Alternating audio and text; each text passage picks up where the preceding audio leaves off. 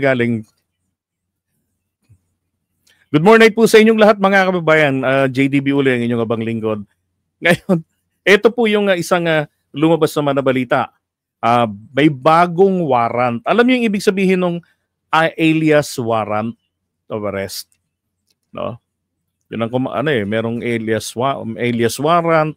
Ang ibig sabihin lang po noon ay new warrant of arrest. Kasi yung naunang warrant of arrest, meron itong takdang petsa lang na iserve ninyo ganito. So pag hindi na iserve ito, kumbaga napapaso. Meron palang gano'n na napapaso. Akala ko kasi forever, no, na hangga't hindi nahuhuli yung tao. Kaya lang, eto na, napaso. So nag-issue ng bagong warrant of arrest. At yun pong bagong warrant of arrest na in-issue po sa kanya, alam niyo po yung kaso na ito nito sa kanya.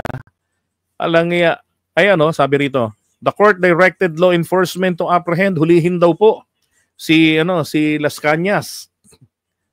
Oh. At dalhin sa korte, hulihin daw muna, iharap sa korte, pagka nakapagpiyansa na, 48,000 pesos dun sa online libel. No, June 29 pa pala yung warrant of arrest. No. Ay saka po siya pakakawalan. Nako po. Saan dadalhin yan? Sa Davao. Baka hindi na makalabas ng buhay yan. Pero yung isang kaso naman niya ng warrant noong 2020, no bail yun. Di useless, nag-bail ka nga ng 48, doon ka naman sa no bail madadali. Parang yung scammer, si FLM, Francis Leo Marcos. Diba? Tapos the two other cases are attempted murder, bail 120,000 each. Ano ka na mag-bail pag nahuli ka? Dito ka masasabit eh. All warrants instructed law enforcement agencies to serve them within 10 days of receipt with a required written explanation for failure to do so. Talagang failure yan dahil wala na siya rito sa Pilipinas. Pero alam niyo po ba sa bagong sistema, yun pong warrant kahit nasa labas ng bansa ay pwede pong ma-enforce yan ngayon. At ang isang ginawa pa ho nila rito, eto, complainants were NBI.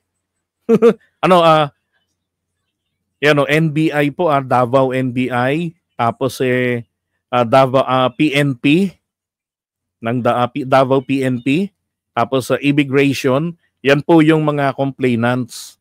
Walang joke. Tapos ang pa rito, hindi ko na nakopya pala yon.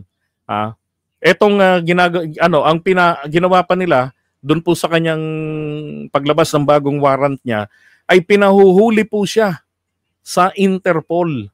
Bakit may Interpol? Kasi naman alam nila na ito po ay nasa ICC na.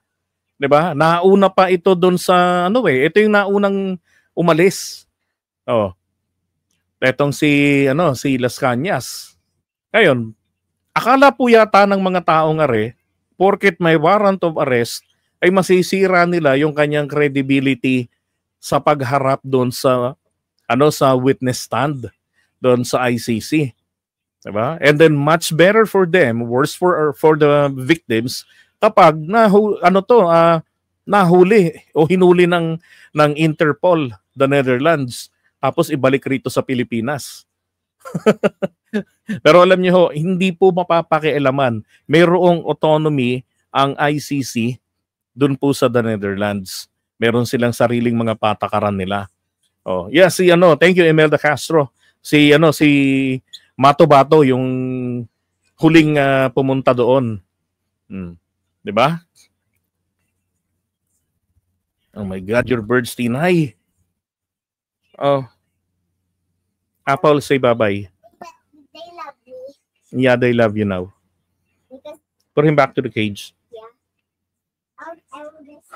Diba? Ganun ang nila eh. Ganun ang diskarte nila dyan. Dalawang, kumbaga, they're hitting two birds in one shot na masira yung reputasyon niya. Kasi kailangan talaga nilang mapigilan ang kanyang pagharap sa witness stand dahil malapit na po yung September. Hello, August na ngayon.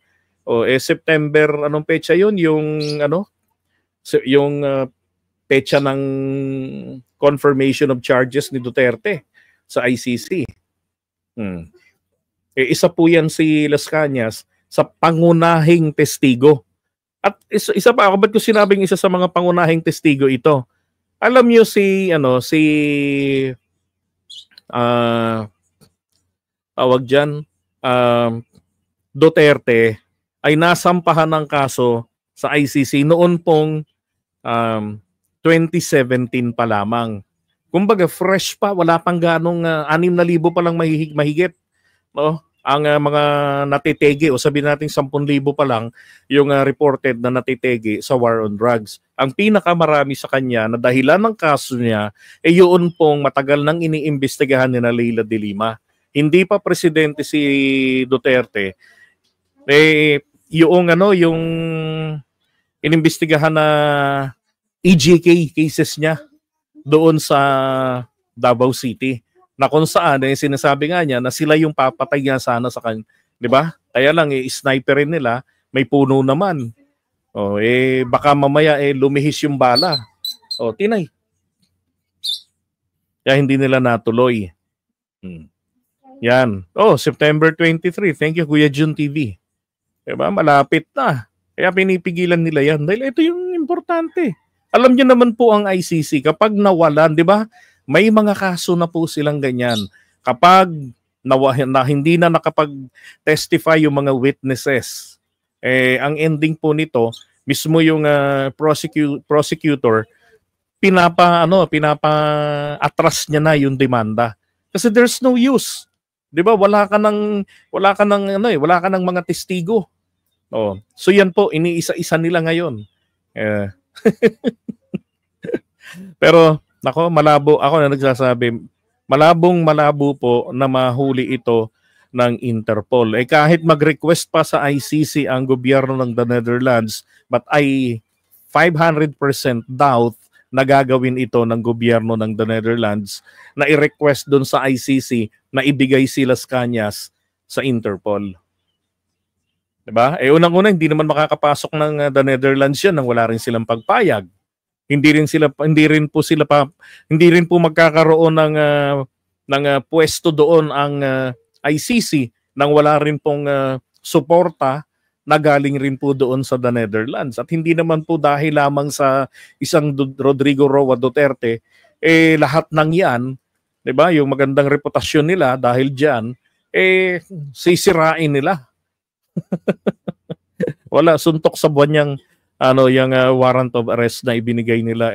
Palagay ko hindi na rin ito uuwi ng Pilipinas pagkatapos ng kaso na yan because he is qualified eh.